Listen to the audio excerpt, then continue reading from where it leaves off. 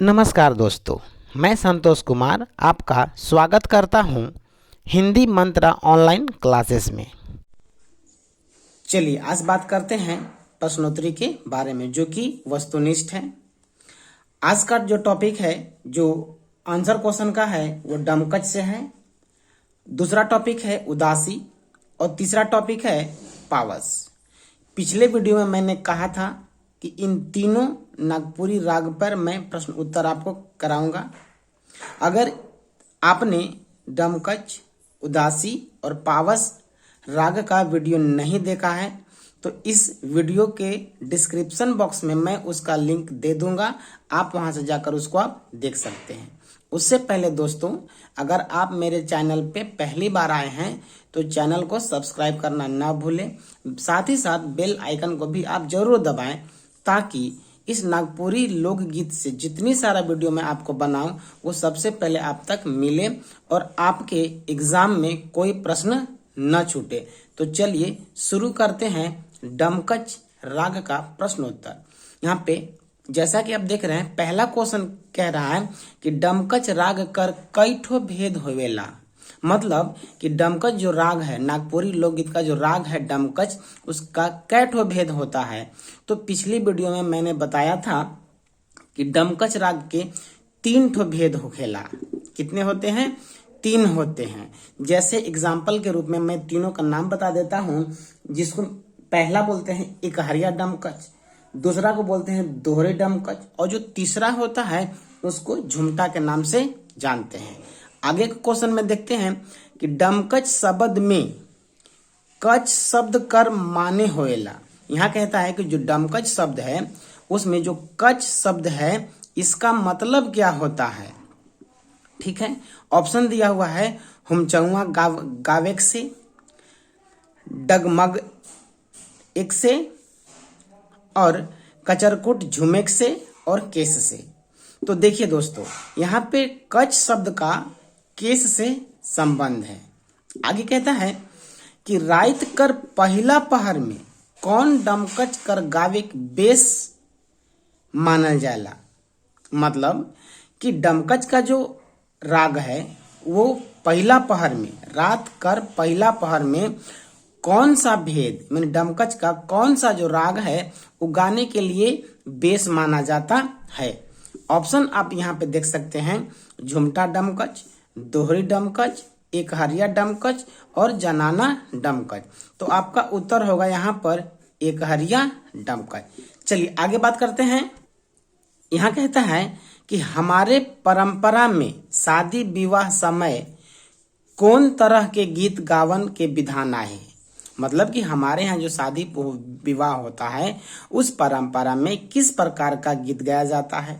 आपका ऑप्शन है गोलबारी, लुझरी, डमकच और देवल सब। देवल सब का मतलब होता है दिया हुआ सभी।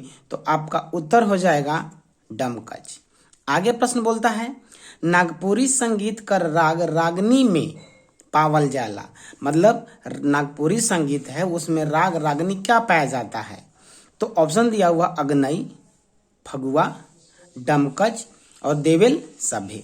तो देखिए जो नागपुरी राग है उसमें ये सभी प्रकार का उत्तर है। ठीक, अग्नई भी उसका उत्तर होगा, फगुआ भी होगा, डमकच भी होगा। मतलब दिया हुआ सभी ऑप्शन है वो सही है। नागपुरी संगीत में सभी राग आते हैं। तो आपका उत्तर हो गया क्या चीज? देवल सभे। 7 नंबर क्वेश्चन बोलता है क्या चीज, देखते हैं। डमकच कौन घड़ी गीत नाच है के। जो डमकच गीत है वो किस समय का है। पहला ऑप्शन बोलता है बियाह शादी घड़ी, करम घड़ी, जितिया घड़ी या सोहराई घड़ी। देखिए दोस्तों, इसका उत्तर सीधा सीधा है, डमकच होता है वो बियाह शादी के समय माना जाता है।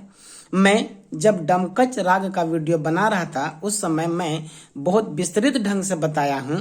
तो आपसे आग्रह है कि उस वीडियो को आप जरूर देखें ताकि आपका एक भी प्रश्न आपके एग्जाम में न छूट पाए। ठीक है, आगे कहता है क्वेश्चन नंबर 8, डमकच राग में डम कर शब्द का माने होएला। ठीक है, मतलब जो डमकच शब्द, ये जो शब्द देख रहे हैं, इस शब्द में जो डम है उसका मीनिंग क्या होता है। पहला ऑप्शन है आपका ढोलकी, दूसरा ऑप्शन डमरू, तीसरा ऑप्शन बाजा और चौथा ऑप्शन है आपका नाच गान। ठीक है, तो इसका आंसर होता है डम का होता है डमरू। ठीक है, और कच का जो शब्द है उसका केस होता है।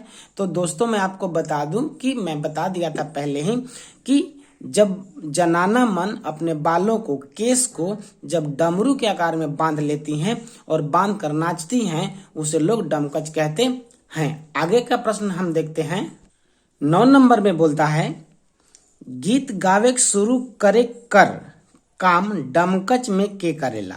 मतलब जब डमकच लोग गाते हैं उस समय गीत को शुरू करने का काम, देखिए यहाँ पे कह रहा है कि शुरू करने का काम कौन करता है।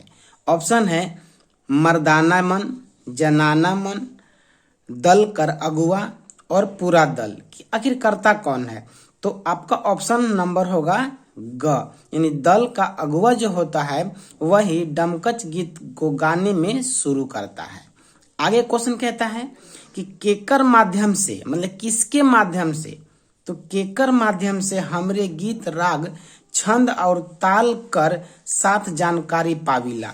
मतलब किसके माध्यम से हम गीत के, राग के, छंद के और ताल का जानकारी मिलता है। तो देखिए ऑप्शन दिया हुआ है पावस, उदासी, डमकच और देवल में से कोई नहीं।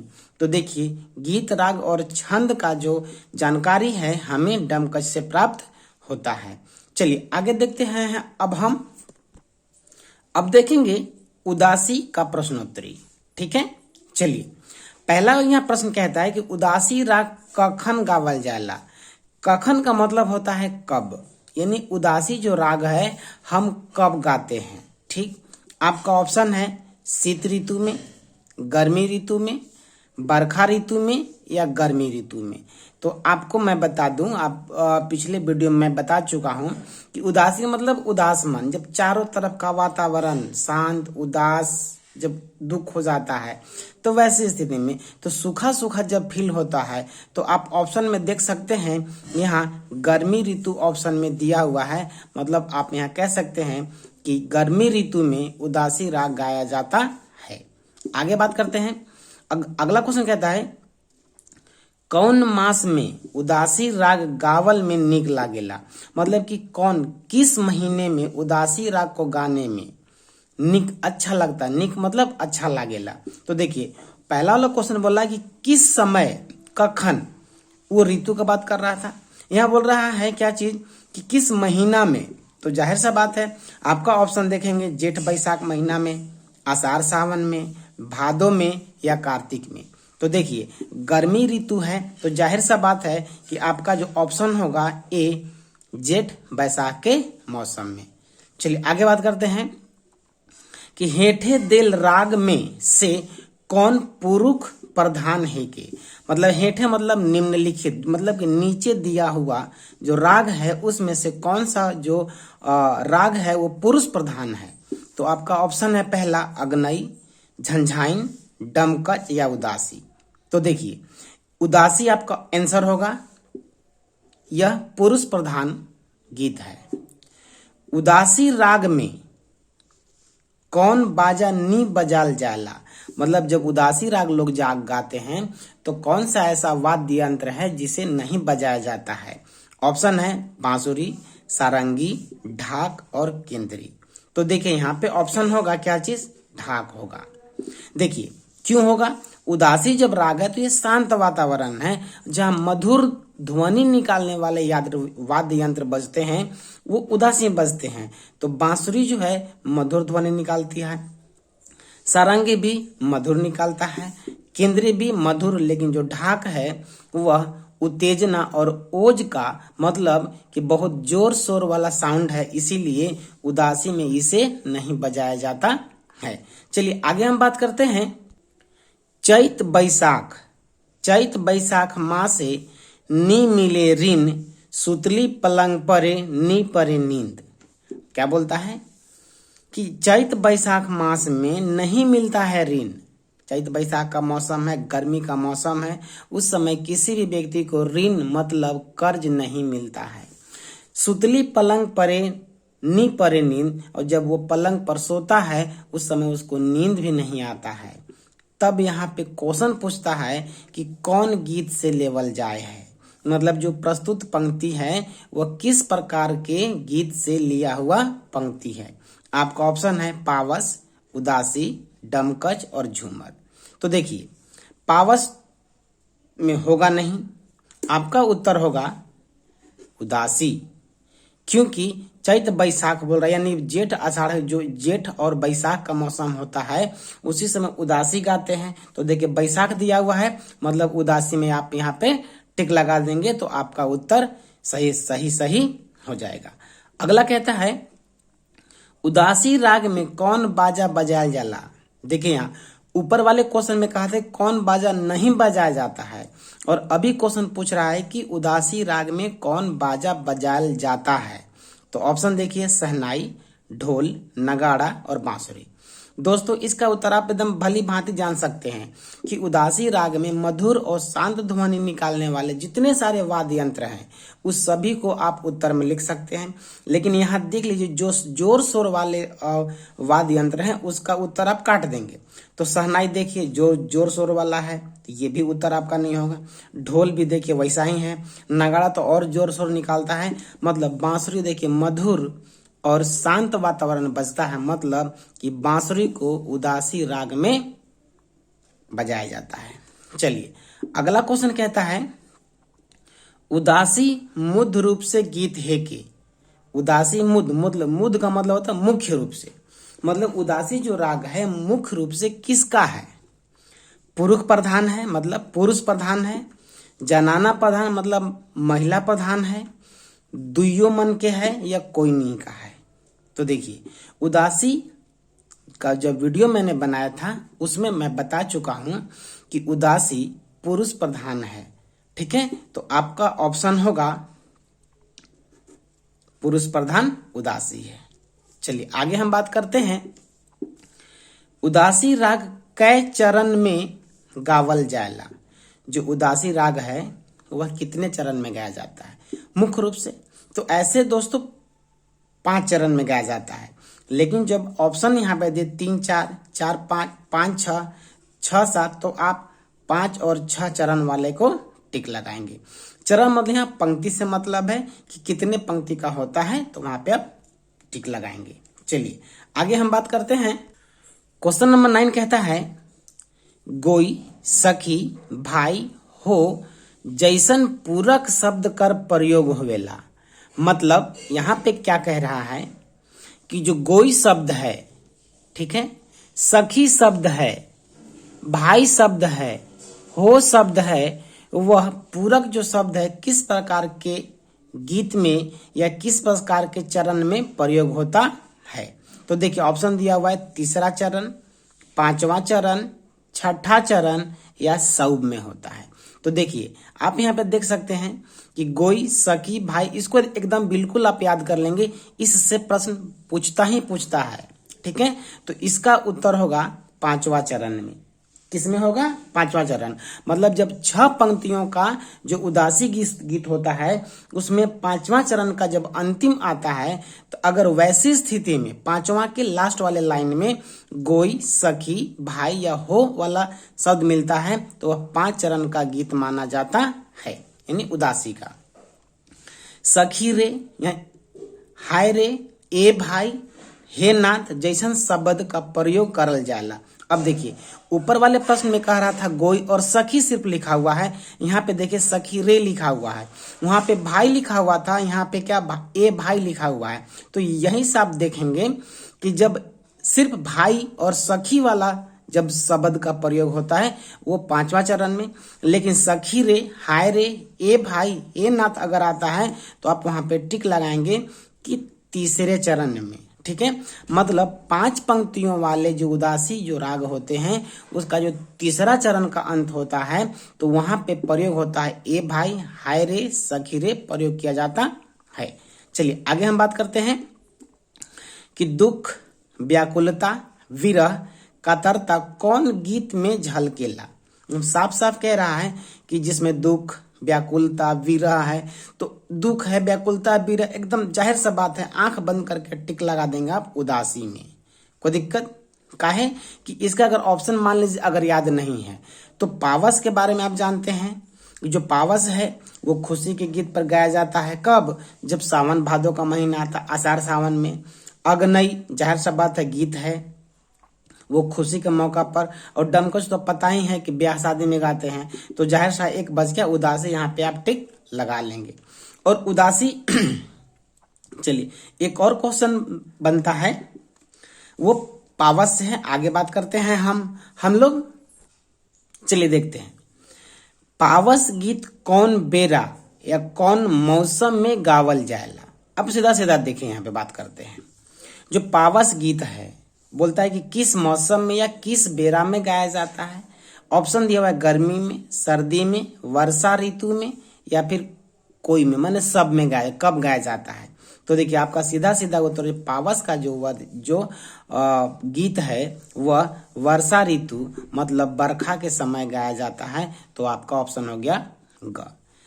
दूसरा क्वेश्चन कहता है कि कौन महीना में पावस गीत सबसे ज्यादा गावल जाएला। देखिए यहाँ पे इसको भी आप आराम से पकड़ सकते हैं कि जब पावस गीत बरखा ऋतु में है मतलब बरसात किस महीने में आता है, आप यहाँ से उत्तर को पकड़ सकते हैं।